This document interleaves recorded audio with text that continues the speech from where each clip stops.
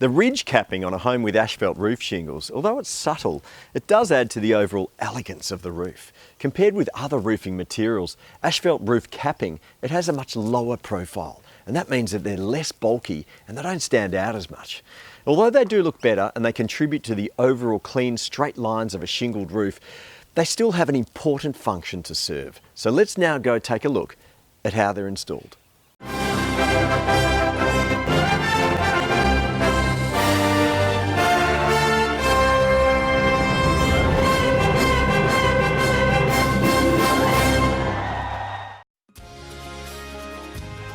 The ridge capping adds that final finishing touch, which contributes to those clean straight lines that we all love about a home with asphalt roof shingles.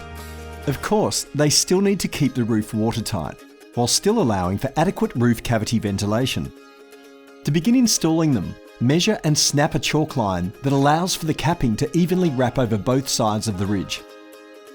Using that chalk line, begin nailing in each ridge cap. The nails used for the ridge capping are longer than the standard nails used on the roof shingles. Here, we are using 45mm nails to account for the thickness of the ridge vent.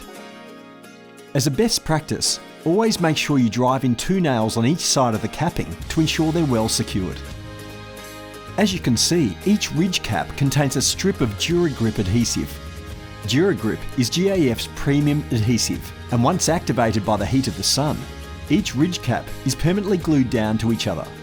This locks them in place to withstand even some of the harshest weather conditions.